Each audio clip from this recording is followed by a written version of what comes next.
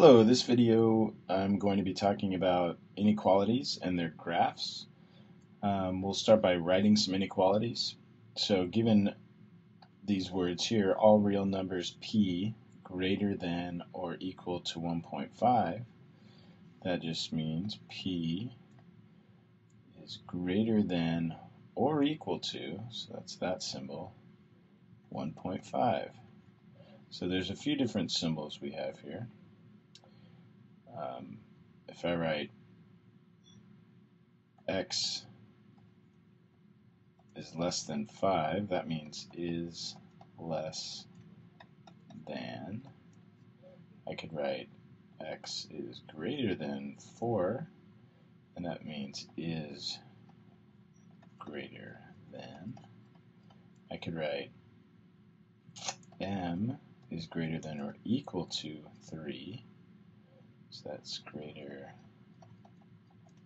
than or equal. I'm running out of space there. And then this one, n is less than or equal to -2. That is less than or equal. So those are the four signs we'll be dealing with. There's actually one more inequality that would be like c is not equal to 2. Not equal. Alright. So when we see all real numbers p greater than or equal to 1.5, that means the answer could be 1.5, because it could be equal to. The answer could be 2 or 10 or 12.5. The answer could not be 1 or 0 or -3. Here we, second one here, we have the sum of t and 7, so that looks like this. The sum means the addition of t and 7 is less than, so that would be this one right here, is less than -3. That's how you write inequalities. So these are the 5 things that you could hear. Now we'll try to identify solutions of inequalities by evaluating. So inequalities can have many solutions. They could have an infinite amount of solutions. So which of the following numbers is, or which of the following numbers are, a solution to this inequality? So all you do here is just start plugging them in. So we're going to plug in 4 numbers, so I'm going to write this inequality 4 times. 13 minus 7, and we're replacing y with each of these numbers, so I'll start with -1. Less than 6. So now we just try it out. So 13, -7, or, well, there's 2 ways we can think about this. We could say minus 7 times -1, which is -7, is less than or equal to 6. Well, minus a negative means plus, so that is 20 is less than 6. So this is not a solution, so we can cross that one out. Let's try the 0. 13 minus 7 times 0 is less than 6. Well, 7 times 0 is 0, so that means 13 minus 0 is less than 6. Well, we know that's not true, so cross that one out. Let's try the next one. 13 minus 7 times 1 is less than or equal to 6. Whoops, sorry, and this one I forgot to put or equal to. Okay, back down here. Now we have 13 minus 7 is less than or equal to 6. And this is actually true. So this is a solution.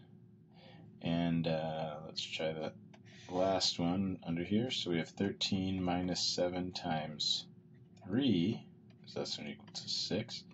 So we have 13 minus 21, which is -8. And that is less than 6, so this is also a solution. Alright, moving on. Now we're going to try to draw an inequality based on the inequality we're given. We're going to draw it on the number line. It's called graphing. So first, I haven't labeled any of these because I always set up my graphs so that you can label them to fit your needs. We need n is less than 1. Let's just put 1 here. 2, 3, and so on, 0, -1. So let's think of all the things that n could be.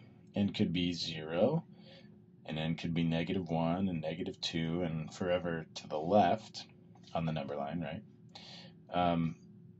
It could also be, let's write this in here, so it could be 0, could be an answer.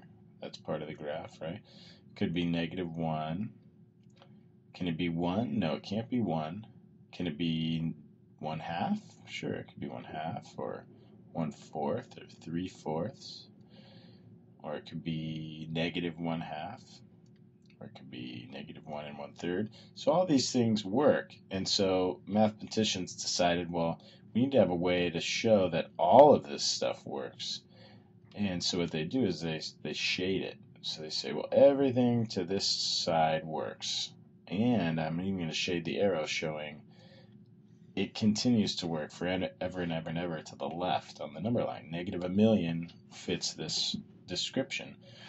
But now what do we do with this 1? Because 0.9 would be correct, but 0.99 would be correct, 0.999 would be correct. All these work, except it can't be 1. So what mathematicians decided is they said, well, if we put this circle right over the 1, or an empty circle, and then shade everything to the left, that shows that everything less than 1 works, but not 1 itself. So that covers even the tiniest discrepancies. So like 0.99999 repeating forever does work, but once we get to 1, it does not. All right, let's try this one. So notice I don't put n anywhere on here. It doesn't matter what letter we're graphing, so the letter is going to be different every time. So a is greater than or equal to 0.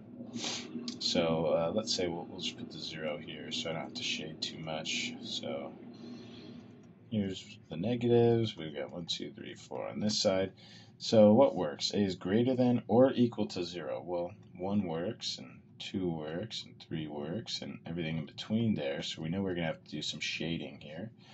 0 also works in this case, and 1/2 works. So everything shaded over this direction is going to work, even 1,000,000. So we're going to shade the arrow.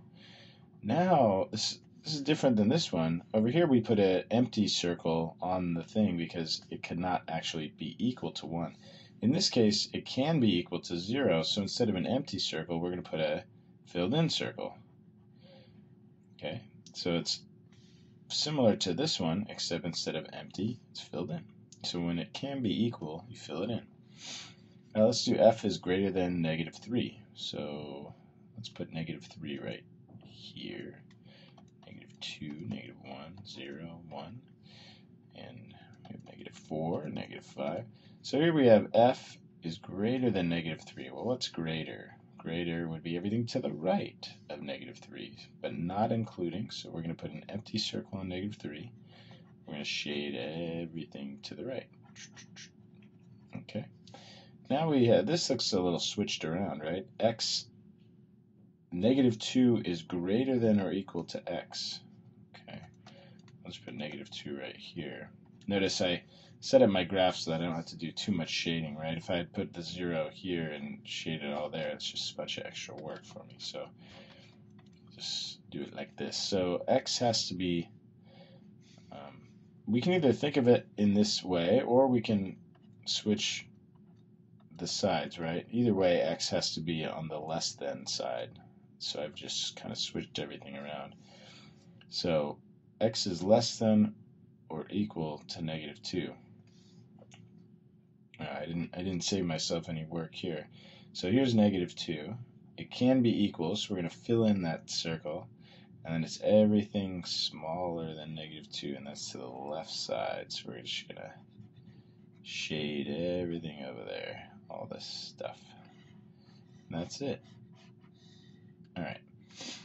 Let's try now to write an inequality based on the graph. So on this top one, we have, this is a 1 here because it's in between the 0 and the 2. It's filled in, so we can choose any variable we want. I'll just choose b. So b, and this is shaded to the right, so that means it's greater than. Now this is filled in, so that means it can equal 1, and then it's everything greater than or equal to 1. Okay. So on this one here, the second one, this boundary dot is at where 3 would be. We need to pick a variable, so let's choose m, and then it's everything to the left, so that must mean it's less than. It's not equal to, because that hole is empty, and the boundary is 3. So everything less than 3, like 2 and 1 and 2.5, but not 3. That's the open circle.